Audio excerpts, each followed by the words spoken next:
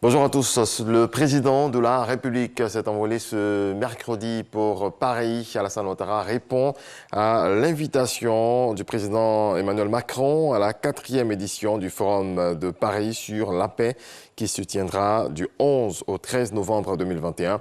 Au cours de son séjour en France, le chef de l'État participera le 12 novembre prochain à la célébration du 75e anniversaire de l'UNESCO. En marge de ces rencontres, le chef de l'État aura des entretiens avec plusieurs de ses homologues et de nombreuses personnalités. Avant son départ, le chef de l'État a présidé un conseil des ministres ce mercredi au palais présidentiel. Le gouvernement a fait le point des fonds mis en place pour soutenir le secteur privé. L'an dernier, l'État avait initié 4 fonds pour la riposte face aux effets du Covid-19 sur les économies. Diplomatie, investissement, journée nationale de la paix, des sujets également abordés lors de ce conseil. Suivant. Les 4 fonds ont réalisé sur les 10 premiers mois de l'année 2021 des opérations d'un montant total de 27,953 milliards de francs CFA répartis comme suit. Pour le fonds de soutien aux grandes entreprises, en abrégé FSGE, ce sont 8,4 milliards de francs CFA d'appui financier qui ont été octroyés à 39 grandes entreprises. Pour le fonds de soutien aux PME, FSPME, c'est un total de 4,67 milliards de francs CFA de soutien financier qui a été accordé à 152 PME.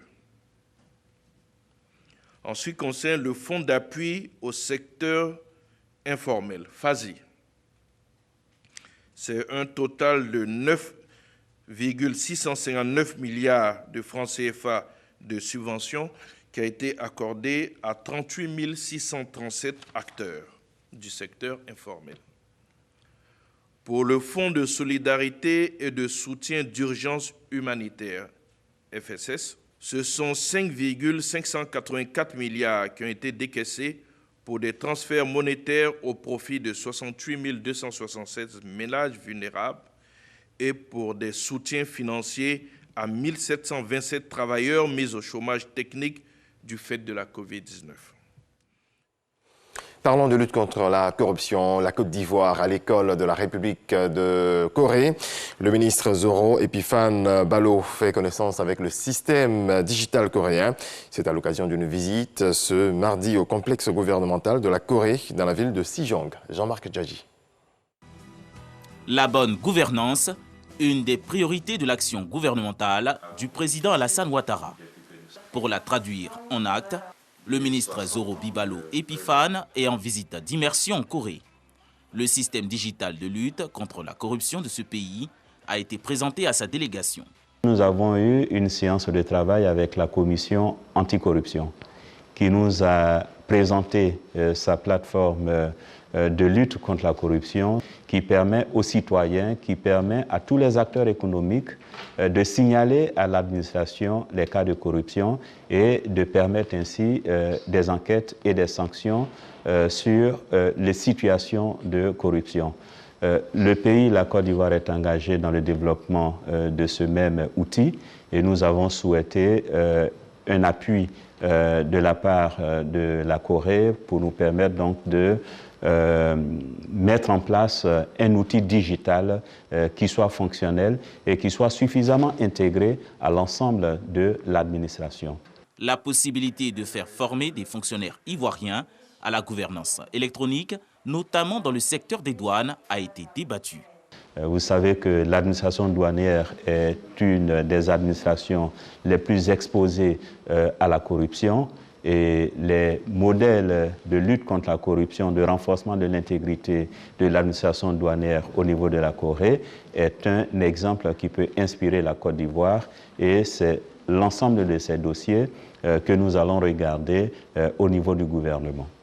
Selon le ministre Zoro Bibalo, la Côte d'Ivoire veut atteindre pour les 5 prochaines années la moyenne de 50 sur 100 dans l'indice de perception de la corruption dans le classement de Transparency International. La Côte d'Ivoire présente ses opportunités aux investisseurs à Dubaï. C'est à la semaine africaine du pétrole, question depuis le 8 novembre dernier aux Émirats arabes unis. Il s'agit d'une plage promotionnelle qui a été offerte à notre pays hier. Jean-Louis Gbangbo. Salle archi-comble, applaudissements nourris. Le showcase aux journées promotionnelles dédiées à la Côte d'Ivoire a tenu toutes ses promesses à l'Africa Oil Week à Dubaï. Pour la circonstance, c'est en anglais que les potentialités et opportunités d'investissement dans le secteur pétrolier ivoirien ont été présentées par les experts venus d'Abidjan. And we have Lyon, the Espoir, the Baobab and Marlin has oil production field. Nous avons Lyon, Espoir, Baobab, Marlin, qui sont des champs de production de pétrole. Notre production pétrolière est estimée à environ 30 000 barils jour. Et pour le gaz, notre production est estimée à 215 millions de pieds cubes jour. Et l'essentiel de notre production de gaz est utilisé pour la production d'électricité. Des opportunités d'investissement qui ont pour socle un environnement des affaires favorable. Nous avons notamment des exemptions fiscales de par le régime même des contrats qui disposent que tout ce qui est taxe est exempté et se retrouve donc dans la part qui est payée à l'État. Donc c'est un avantage qui est accordé aux sociétés pétrolières. Mettre en lumière les potentialités ivoiriennes pour attirer les investisseurs étrangers, mais également pour inciter ceux déjà en activité en Côte d'Ivoire à renforcer leur présence. Venez en Côte d'Ivoire. Venez investir, venez faire l'exploration de notre bassin sédimentaire. Il y a encore de bonnes découvertes à faire, des découvertes de la taille de baleines. Nous vous attendons. Une invitation que les opérateurs du secteur, qui composaient essentiellement l'assistance, veulent saisir au bon. Very interesting presentation, very brilliant. Très belle présentation, très brillante. Je crois que la Côte d'Ivoire est la nouvelle destination pour le pétrole et le gaz, ainsi que l'énergie de façon générale. Bonne chance à la Côte d'Ivoire. Je viendrai bientôt vous visiter. La Côte d'Ivoire est sous le feu des projecteurs avec la récente découverte du champ pétrolier Baleine. Alors, je pense que cela ouvrira d'importantes opportunités et de nouvelles perspectives pour le pays. Cela augure naturellement des signatures de contrats majeurs à venir. Et ça, c'est une très bonne chose. En marge de cette journée spécialement dédiée à la Côte d'Ivoire, le ministre des Mines, du Pétrole et de l'Énergie, Thomas Kamara, a participé au panel réservé aux ministres ouest-africains. Il a été également reçu en audience par le président du Conseil des industries marines et maritimes de Dubaï.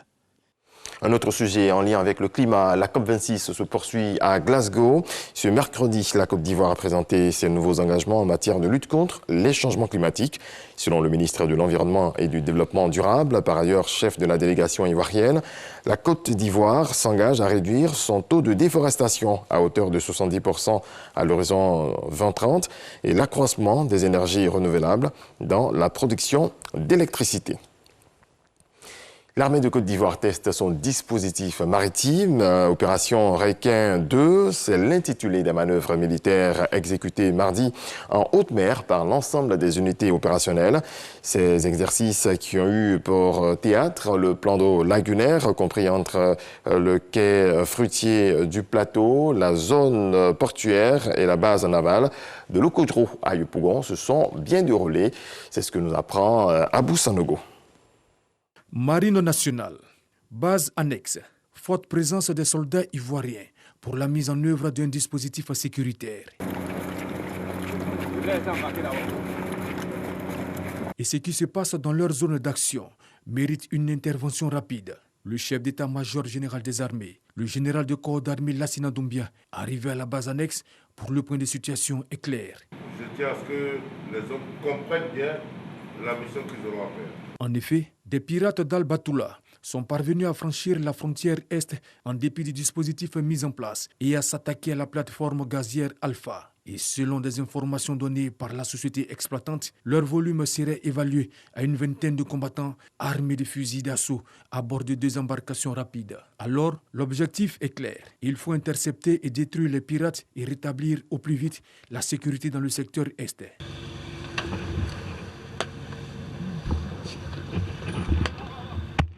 Les soldats ivoiriens naviguent donc dans le littoral pour connaître la plateforme gazière.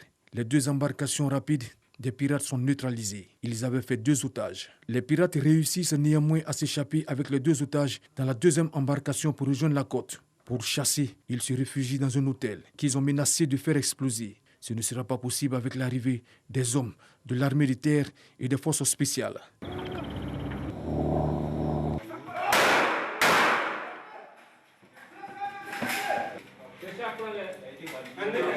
Il s'agissait d'un exercice militaire engageant toutes les forces combattantes, terre, mer et air, mais à dominante marine, dénommé Requin 2021. Simplement pour nous aujourd'hui d'évaluer les capacités de la Marine nationale à manœuvrer dans sa sphère de compétences. Deuxièmement, d'évaluer l'interopérabilité entre nos différentes armées, entre la Marine nationale, l'armée de terre, l'armée de l'air. Appui de l'armée de l'air au profit de la Marine nationale dans une action en mer territoriale, l'appui de l'armée de terre à la marine pour une action qui a commencé en haute mer et qui se prolonge sur terre.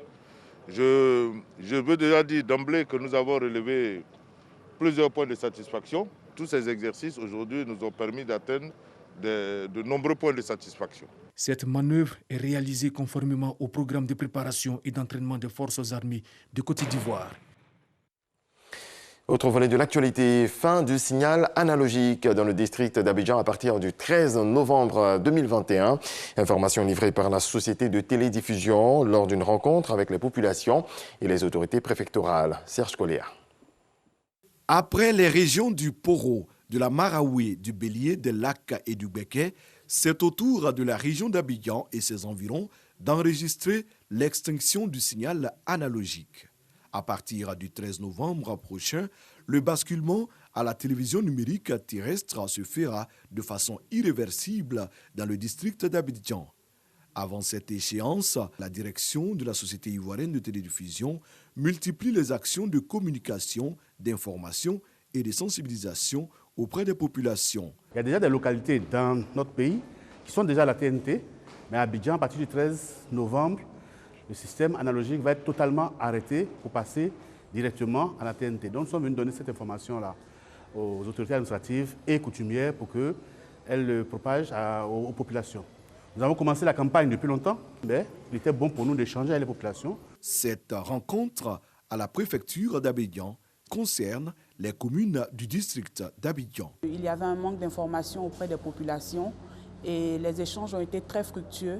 Ça a permis de pouvoir lever plusieurs zones d'ombre, de pouvoir lever les doutes qu'il y avait au sein des populations. Le président du conseil d'administration de la Société ivoirienne de télédiffusion, Venance Conan, et ses équipes continuent la campagne de communication et d'information. Pour recevoir la TNT dans les foyers, il faut avoir un poste téléviseur aux normes en vigueur et une antenne râteau TNT ou un poste téléviseur hors norme, un décodeur TNT et une antenne râteau TNT.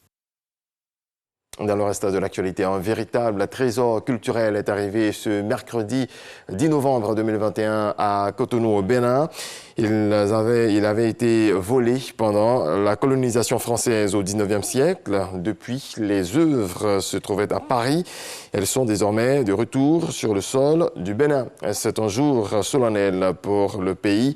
Une cérémonie a donc été organisée. La cérémonie s'est déroulée dans l'enceinte du palais présidentiel de la Marina. Le retour de 26 œuvres a été célébré par tout un ensemble de prestations artistiques. Merci à toutes et à tous de nous avoir suivis. C'est la fin de ce point de l'actualité.